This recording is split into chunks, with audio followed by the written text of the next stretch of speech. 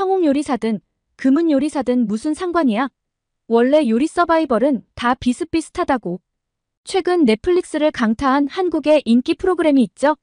전 세계 시청자들을 푹 빠지게 만든 한국의 예능 프로그램 흑백 요리사인데요.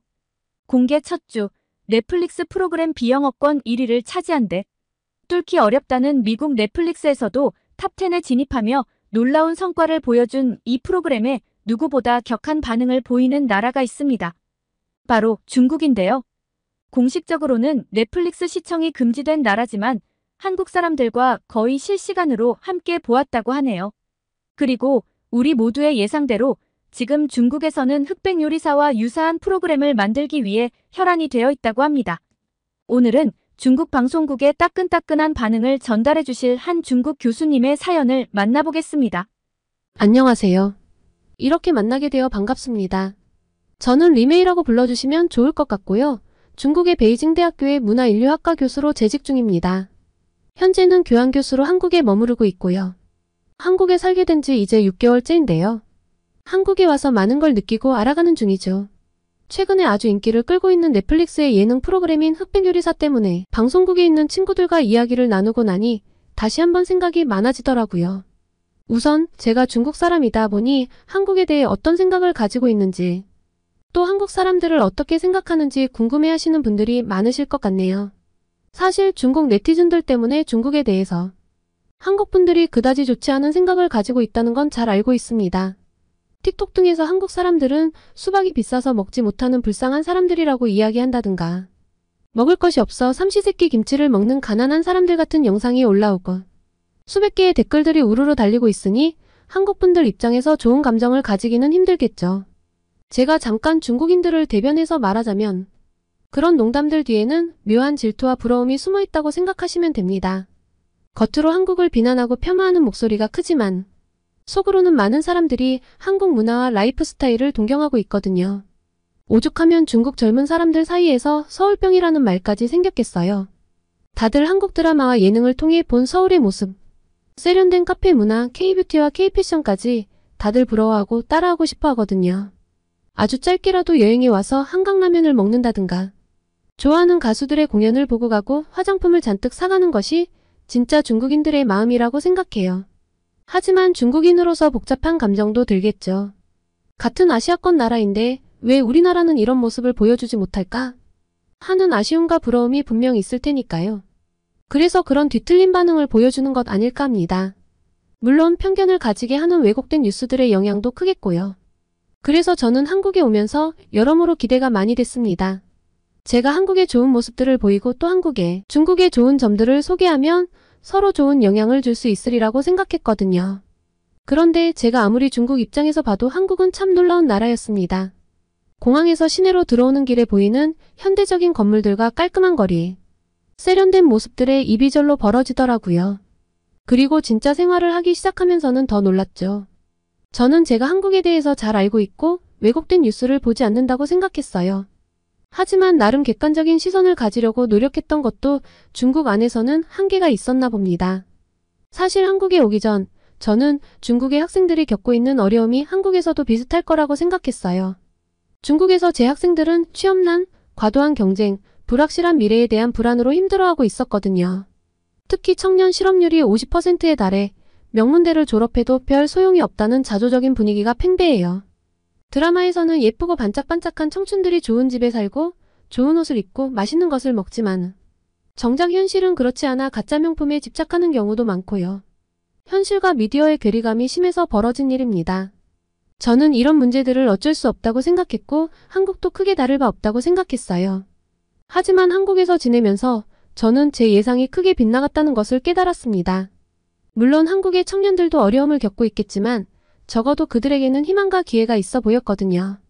무엇보다 중국에서는 학생들이 자신의 의견을 표현하는 것이 부담스러워요. 사회를 비관하는 글을 썼다는 이유로 경고를 받는 일까지 있었으니까요. 그래서 문제를 숨기거나 무시하는 경향이 있어 안타까운 마음이 큽니다. 하지만 한국에서는 자유롭게 비판도 하고 문제를 인식하고 해결하려는 노력을 기울이죠. 이런 것들이 작지만 아주 큰 차이를 만들어내는 것 아닐까 하는 생각이 들었습니다. 이런 경험들을 하면서 중국 사람들에게 진실을 알려줘야겠다는 생각이 들었습니다. 그래서 용기를 내어 제 SNS에 조심스럽게 한국에 대한 제 생각을 전달했어요. 보다 열린 시각으로 다른 나라를 배워야 발전할 수 있다는 게 제 지론이거든요. 그런데 뜻밖의 반응이 돌아왔어요. 왜 한국의 왜곡된 모습만 전달하느냐? 한국 홍보대사냐? 애국심이 없는 것 아니냐 등의 비난 댓글이 달리기 시작한 거예요. 심지어 어떤 이는 네가 본 게 전부가 아니다라며 한국의 안 좋은 면만 골라 댓글을 달아놓더라고요. 순간 겁이 났어요. 이러다 문제가 생기면 어쩌지? 싶어서 결국 게시물들을 모두 삭제했죠. 하지만 제가 본 진실을 그냥 묻어두기는 싫었습니다. 그래서 생각해낸 게 익명의 웹사이트였어요. 익명으로 한국에서의 경험들을 상세히 썼어요. 제가 경험한 모든 것을 솔직하게 털어놓았죠. 그런데 이번에는 또 다른 반응이 왔어요. 너도 결국 서울병 걸렸네. 나도 한국 가보고 싶다. 한국 진짜 부럽다 같은 댓글들이 달리기 시작한 거예요. 어떤 이는 이런 게 진짜 한국의 모습 아니냐며 동의를 표하기도 했고요. 이런 상반된 반응들을 보면서 복잡한 감정이 들었어요. 한편으로는 진실을 알릴 수 있어 다행이라는 생각이 들었지만 다른 한편으로는 왜 우리가 이렇게 편견에 사로잡혀 있는지 안타까웠죠. 그리고 또 한 번의 충격이 있었습니다. 제가 평소 별 생각 없이 봤던 중국의 예능 프로그램들이 한국 프로그램을 무단으로 표절했다는 사실을 알게 되었거든요. 한국에 와서 유튜브와 각종 OTT 프로그램으로 다양한 한국 프로그램을 보는 취미가 생겼는데 어느 날은 우연히 한국 예능 프로그램을 봤거든요. 신서유기라는 프로그램을 보고 있었는데 그 포맷이 너무나 익숙하더라고요. 그러다 문득 중국에서 봤던 청춘한 6이라는 프로그램이 떠올랐어요. 두 프로그램을 비교해보니 충격적이었습니다. 게임 방식, 편집 스타일, 심지어 프로그램의 마스코트까지 거의 똑같았어요. 처음엔 우연의 일치겠지라고 생각했지만 점점 더 많은 유사점을 발견하면서 그게 아니라는 걸 깨달았죠. 이후 인터넷을 찾아보니 더 놀라운 사실들이 나왔어요. 청춘한 6기뿐만 아니라 랩 오브 차이나 중찬팅, 향왕적 생활 등 수많은 중국 예능들이 한국 프로그램을 그대로 베꼈다는 거예요. 넷플릭스의 인기 프로그램 피지컬 100을 표절한 워커힐 47까지 나왔으니 정말 전방위로 베낀 거였어요. 이런 사실들을 알게 되면서 저는 깊은 부끄러움을 느꼈어요.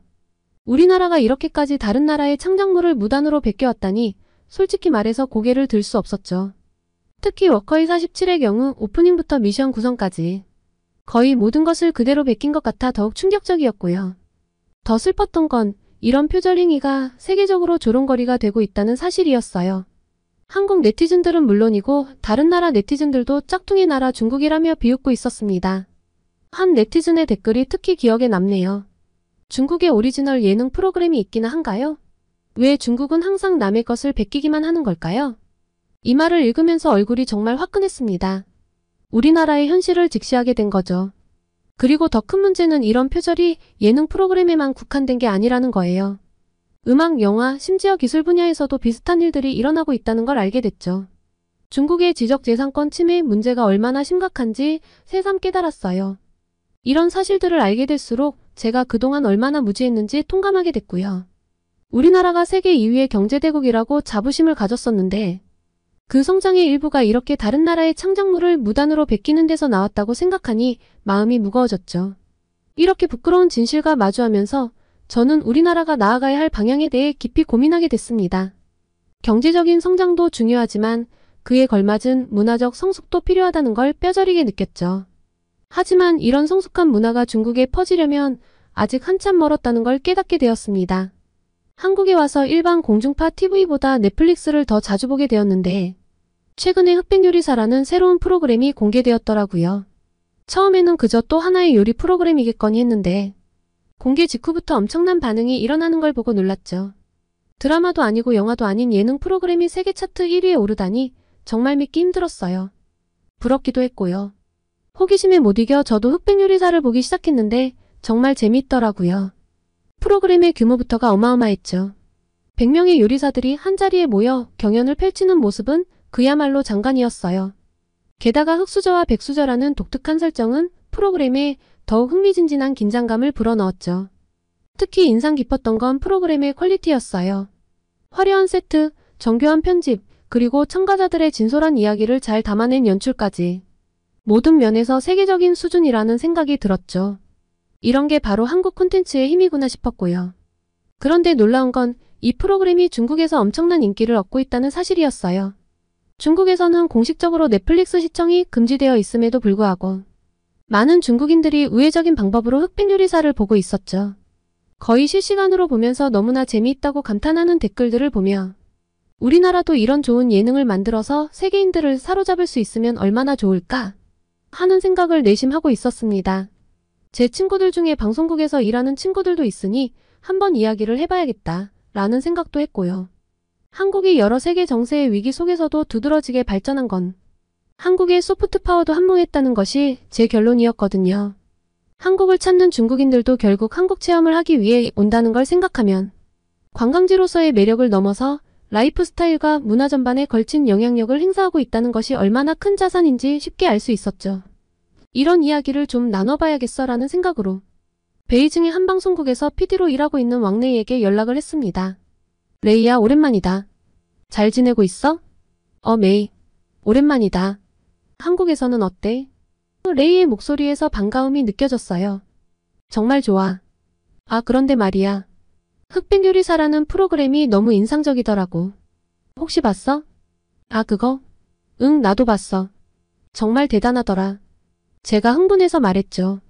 그래서 말인데 너희 방송국에서도 저런 독창적인 프로그램을 한번 만들어보면 어때?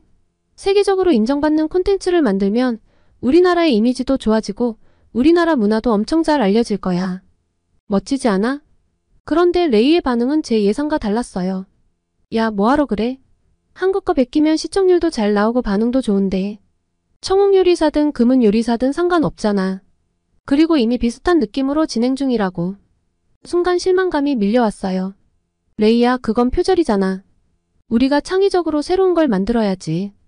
에이, 뭘 그렇게 예민하게 굴어? 다들 이렇게 하잖아. 어차피 요리 서바이벌이 뭐 그리 특별해? 한국이 최초로 만든 것도 아니잖아. 레이의 태도에 점점 더 실망감이 들었어요. 하지만 레이야, 그렇게 해서는 우리가 발전할 수 없어. 우리만의 독창적인 아이디어로 접근해보면 어때? 그러자 레이가 화를 내며 말했어요. 야, 이런 아이디어에도 저작권이 있겠냐? 요리 서바이벌은 흔해 빠진 거라고. 저도 모르게 목소리가 높아졌어요. 그래도 그건 아니지. 우리도 충분히 좋은 걸 만들 수 있어. 이러니까 우리나라가 짝퉁 나라라는 오명을 못 벗는 거야. 우리 문화도 내세울 것들 많잖아. 너 한국에서 좀 살더니 이제 한국 사람 다 됐네. 너도 삼시세끼 김치만 먹고 있냐? 진짜 김치 같은 소리만 하네. 중국에 와서 고기도 좀 먹고 그래. 레이의 비아냥거림에 순간 할 말을 잃었어요. 이렇게까지 수준 낮은 대화를 하게 될 줄은 몰랐죠. 더 이상 대화를 이어갈 기운이 나지 않았어요.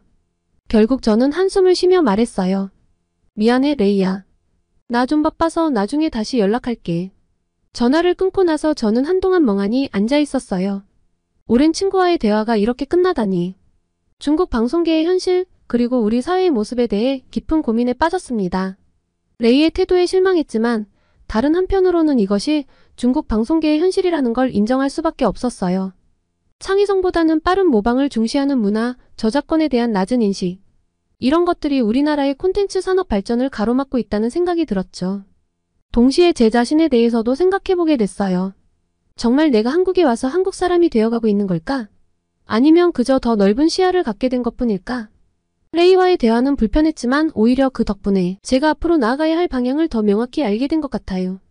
단순히 다른 나라의 것을 모방하는 것이 아니라 우리만의 독창성을 살리면서도 세계적으로 인정받을 수 있는 콘텐츠를 만들어내는 것. 그것이 제가 앞으로 추구해야 할 목표라는 걸 깨달았습니다. 동시에 중국의 문화적 자산에 대해서도 다시 한번 생각해보게 됐어요. 우리에게도 풍부한 역사와 문화가 있는데 이를 어떻게 현대적으로 재해석하고 세계인들에게 어필할 수 있을지 고민하기 시작했죠. 이 경험은 제게 큰 전환점이 될 것 같아요. 앞으로 중국으로 돌아가면 이런 경험과 깨달음을 바탕으로 우리 문화산업의 발전에 기여하고 싶다는 꿈을 갖게 되었습니다. 비록 지금은 작은 변화일지 모르지만 언젠가는 이런 노력들이 모여 우리나라의 문화, 산업을 한 단계 더 발전시킬 수 있을 테니까요. 가장 먼저 저는 중국의 문화적 자신감 부족에 대해 생각해보게 됐어요. 우리는 왜 항상 남의 것을 베끼려고 할까요? 긴 역사와 풍부한 문화를 가진 나라인데 왜 우리만의 독창적인 콘텐츠를 만들어내지 못하는 걸까? 이런 생각을 하다 보니 문득 중국의 전통 문화가 떠올랐어요. 우리의 전통 의술, 요리, 무술, 철학 이 모든 것들이 세계적으로 인정받는 우리의 문화적 자산이잖아요. 그런데 왜 현대 콘텐츠에서는 이런 자부심을 느끼기 힘든 걸까요? 그러다 깨달았어요. 우리에게 부족한 건 문화적 자산이 아니라 그것을 현대적으로 재해석하고 세계인들에게 어필할 수 있는 창의성과 혁신이구나. 예를 들어 흑백 요리사에서 요리사들이 보여준 모습을 떠올려 봤어요. 그들은 전통 한식 요리를 현대적으로 재해석하고 세계의 다른 문화와 결합해 새로운 방식으로 선보였죠. 그리고 그것이 세계인들의 관심을 끌었고요. 이런 생각을 하다 보니 우리 중국 문화의 가치를 다시 한번 깊이 인식하게 됐어요. 동시에 그것을 현대적으로 표현하고 세계와 소통할 수 있는 방법을 찾아야 한다는 깨달음을 얻었습니다. 또 한 가지 깨달은 점은 창의성과 혁신의 중요성이에요. 단순히 남의 것을 따라하는 것이 아니라 우리만의 독창적인 아이디어로 새로운 것을 만들어내는 것. 그것이 바로 우리가 나아가야 할 방향이라는 거죠. 이런 생각들을 정리하면서 저는 중국의 문화, 산업 발전을 위해 제가 할 수 있는 일이 무엇일지 고민하기 시작했어요. 먼저 우리의 전통 문화를 더 깊이 이해하고 연구해야겠다고 생각했죠. 그리고 그것을 현대적으로 재해석하고 표현하는 방법을 배워야겠다고 마음먹었어요. 동시에 한국에서 배운 것들을 어떻게 중국에 적용할 수 있을지도 고민했어요. 한국의 문화 산업이 성공할 수 있었던 비결, 예를 들어 스토리텔링 능력이나 제작 시스템, 글로벌 마케팅 전략 등을 우리 실정에 맞게 적용할 수 있는 방법을 찾아보고 싶었죠. 이런 고민들을 하면서 저는 점점 더 문화적 자부심을 되찾아가는 기분이 들었어요. 우리 중국에도 충분한 잠재력이 있다는 걸 깨달았거든요. 단지 그동안 우리가 그것을 제대로 활용하지 못했을 뿐이라는 생각이 들었죠. 그리고 이런 변화는 개인의 노력만으로는 힘들다는 것도 알게 됐어요. 정부의 정책, 교육 시스템, 산업 구조 등 다양한 분야에서의 변화가 필요할 거예요. 하지만 그 변화의 시작은 우리 같은 개인들의 인식 변화에서 시작될 수 있다고 믿게 됐죠. 이런 생각들을 정리하면서 저는 미래에 대한 희망을 품게 됐어요. 우리 중국도 언젠가는 흑백 요리사 같은, 아니 그보다 더 훌륭한 콘텐츠를 만들어낼 수 있을 거라고 믿게 된 거죠. 그리고 그 과정에서 제가 작은 역할이라도 할 수 있기를 희망하게 됐어요. 이제 저는 한국에서의 남은 시간 동안 더 많이 배우고 더 깊이 고민하려고 해요. 그리고 중국으로 돌아가면 이런 경험과 깨달음을 바탕으로 우리 문화 산업의 발전에 기여하고 싶습니다.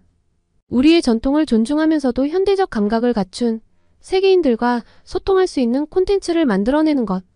그것이 제가 앞으로 추구해야 할 목표가 될 것 같아요. 이런 노력들이 모여 언젠가는 중국의 문화 산업이 세계적으로 인정받는 날이 올 거라고 믿어요. 한국에서의 남은 시간 동안 더 많은 경험을 하고 중국으로 돌아가면 이 소중한 경험을 바탕으로 우리 문화 산업의 발전을 위해 노력할 거예요. 그리고 언젠가 중국의 콘텐츠가 세계인들의 마음을 사로잡는 그날을 꿈꾸며 오늘도 열심히 공부하고 준비해 보려고 합니다. 제게 큰 깨달음을 준 한국분들 모두 행복한 가을 보내세요. 지금 저보고 한국 제품을 베끼라는 거예요? 일본의 자존심은 어디로 갔나요? 여기 일본의 명문대를 졸업한 마케팅 회사 직원이 있습니다. 고객사로부터 한 통의 전화를 받고 자괴감에 휩싸여 얼굴을 그만 가려버리고 깊은 한숨을 내쉬는데요.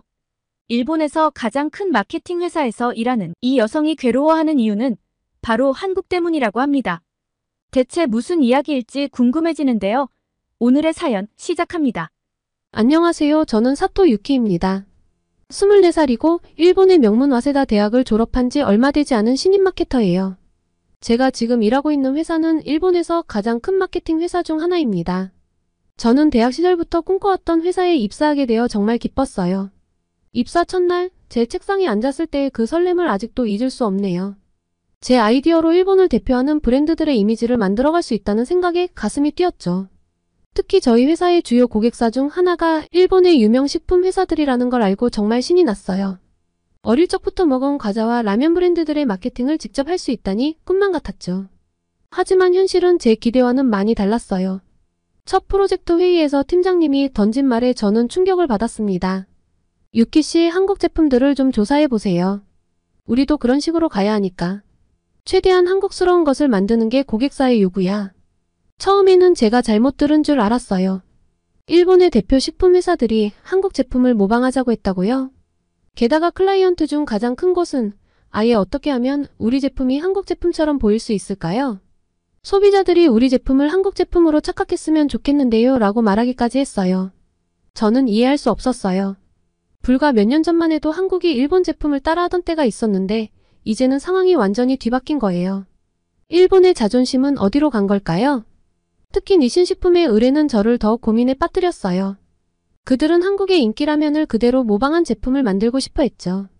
저는 차라리 일본의 전통적인 맛을 현대적으로 재해석하는 방향으로 이 회사의 마케팅 방향을 수립하고 싶었어요. 하지만 팀장님과 클라이언트들은 모두 한국 스타일을 원했죠. 이미 한국 스타일로 하면 잘 팔리는 것이 검증이 됐고 일본의 맛과 느낌은 소비자가 원하지 않는데 구태여 그렇게 갈 이유가 뭐냐고요. 이런 상황에서 저는 점점 자존심이 상하기 시작했어요. 일본의 풍부한 식문화와 전통을 가지고도 왜 우리는 다른 나라의 것을 그대로 따라하려고 하는 걸까요? 우리만의 독특한 매력을 살리는 방향으로 갈 수는 없을까요? 하지만 신입사원인 저로서는 이런 생각을 직접적으로 표현하기가 어려웠어요. 대신 시장 조사에 더욱 열심히 임하기로 했죠. 어쩌면 이 과정에서 일본 소비자들의 마음을 사로잡을 새로운 아이디어를 찾을 수 있을지도 모른다는 희망을 가지고요. 사실 매일 밤 집에 돌아와 침대에 누우면 복잡한 생각이 밀려왔습니다.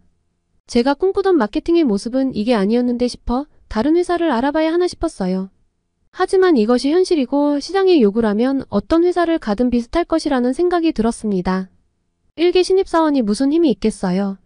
하라면 해야죠. 매일같이 출근하면 한국의 문화와 한국의 히트 상품에 대해 공부를 했습니다. 처음에는 심드렁했어요. 하지만 생각을 고쳤습니다. 어쩌면 이 과정에서 우리가 배울 점도 있고 동시에 우리만의 강점을 찾을 수 있을지도 모르겠다는 생각이 들었거든요. 무너진 자존심을 다잡고 우선 시장 조사를 나갔습니다. 팀장님이 시켰거든요.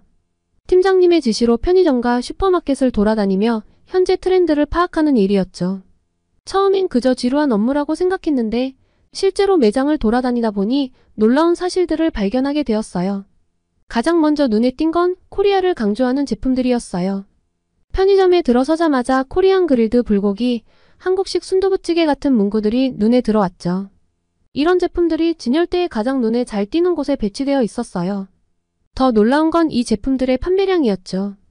편의점 직원에게 물어보니 이런 한국 스타일 제품들이 날개 돋친 듯이 팔린다고 하더라고요. 일본 전통 음식을 모티브로 한 제품들은 구석에 밀려나 있는 반면 한국 음식을 표방한 제품들은 계속해서 채워지고 있었어요. 실제로 자료를 찾아보니 한국식을 강조한 제품들은 일반적인 제품들의 판매량을 훨씬 웃돌고 있었습니다.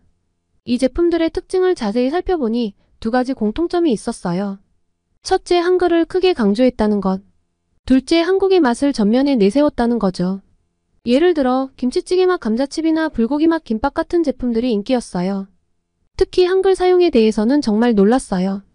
일본어보다 한글이 더 크게 쓰여 있는 경우도 많았거든요. 심지어 일부 제품은 한글만 쓰여 있어서 일본 사람들이 읽을 수도 없는데도 불구하고 잘 팔리고 있었어요. 이건 정말 이해가 되지 않았죠. 우리가 한국의 속국도 아니고 자존심이 좀 상하는 모습이었습니다. 그 다음은 한국 제품은 일본에서 어떻게 팔리고 있을까 하고 살펴보았습니다. 비비고 같은 한국 회사의 제품을 보니 그들은 한글과 일본어를 병기하고 있었어요. 좀 더 조사해보니 한국 회사들이 한국 제품인 걸 알리기 위해 한글과 일본어를 병기했는데 일본에서 이런 제품들이 엄청나게 잘 팔리는 걸 보고 일본 회사들도 패키지 디자인을 따라가기 시작했더라고요. 일본 회사들끼리 경쟁을 하다 보니 심지어 일본 제품인데도 한글을 더 강조하는 경우도 있었죠. 이런 현상을 보면서 마음이 복잡해졌어요. 우리 일본 제품들이 마치 짝퉁처럼 보이는 것 같아 서글픈 마음 반, 다른 한편으로는 이렇게라도 해야 팔리는 현실이 안타까운 마음 반이었습니다. 편의점뿐만 아니라 슈퍼마켓에서도 상황은 비슷했어요. 과자 코너에 가보니 치즈닭갈비 맛, 김치찌개 맛 감자칩이 진열대를 차지하고 있었어요. 심지어 일본의 전통 과자 코너에서조차 한국식 약과나 한국식 꽈배기를 찾아볼 수 있었죠. 이런 현상을 보면서 일본 시장이 얼마나 빠르게 변하고 있는지 실감했어요.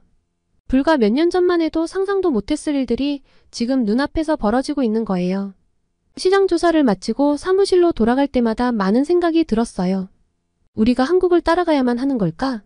아니면 이 트렌드를 거스르고 일본의 전통을 고수해야 할까? 그리고 만약 한국식을 따라간다면 어떻게 해야 단순한 모방이 아닌 창의적인 제품을 만들 수 있을까? 이런 고민을 안고 사무실에 도착했을 때 팀장님이 저를 불렀어요. 유키 씨, 시장 조사 결과 보고 준비됐나요? 우리 다음 프로젝트의 중요한 자료가 될 것 같아요. 저는 깊은 한숨을 내쉬며 고개를 끄덕였습니다. 이제 제 앞에 놓인 과제는 이 복잡한 시장 상황을 어떻게 해석하고 어떤 전략을 제안할 것인가 하는 거였죠. 저는 선배님들이 기획해서 데이트를 쳤던 볶음면 시리즈의 후속작 마케팅 방향을 잡아나갔습니다. 볶음면은 한국의 삼양 불닭볶음면을 따라한 건데 패키지와 마케팅을 한국과 정말 유사하게 갔었거든요. 그런데 출시되고 얼마 지나지 않아 매출이 예상을 훨씬 뛰어넘었다고 해요. 매출이 목표치의 200%를 달성했다는 보고를 받고 회사 전체가 들썩였던 제품인데요. 그 후속작이라니 부담도 되는 한편 일본의 특색을 살린 제품으로 히트를 쳐보고 싶은 마음도 있었습니다. 하지만 팀장님은 제 어깨를 두드리며 말씀하셨어요. 유키씨 괜히 튀는 짓 하지 말라고. 우리는 고객사가 원하는 것을 구현해주면 되는 거야. 고객사에서는 안전하게 히트하는 제품을 원한다고. 내 말이 무슨 말인지 알지? 그러니까 안전하게 한국의 제품들을 베껴오라는 이야기였습니다. 회사에서는 연이어 볶음면 시리즈의 확장을 계획했죠. 치즈 볶음면에 이어 순두부찌개 맛, 김치찌개 맛 등 다양한 한국 음식 맛을 라면으로 재현하는 프로젝트가 시작됐습니다. 심지어 한국의 유명 연예인을 광고 모델로 섭외하자는 의견까지 나왔어요.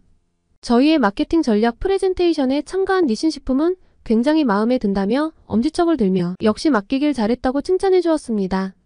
팀장님도 저희의 프레젠테이션이 아주 좋았다고 역시 젊은 사람이 아이디어가 좋다며 칭찬을 많이 해주셨죠. 그 순간 저는 기쁨과 동시에 이상한 감정이 몰려왔어요. 제 아이디어가 좋았다는 칭찬이 마음에 걸렸습니다. 사실 저는 그저 한국 제품을 모방했을 뿐인데 말이죠. 저와 같은 생각을 가진 사람은 또 있었던 것 같아요. 마케팅 부서 회의에서 한 선배도 이런 이야기를 했거든요. 우리가 일본 회사가 맞나요? 이러다 우리 정체성을 잃는 거 아닌가요? 그 말에 다들 잠시 침묵했지만 곧 누군가 하지만 이게 지금 가장 잘 팔리잖아요. 라고 대답했죠. 그 순간 저는 우리가 어떤 갈림길에 서 있는지 깨달았어요. 소비자들의 취향 변화를 분석해보니 확실히 매운맛에 대한 선호도가 높아졌어요. 특히 20에서 30대인 젊은 층에서 이런 경향이 두드러졌죠. 그들은 SNS를 통해 한국 음식을 접하고 실제로 맛보고 싶어하는 경향이 강했어요.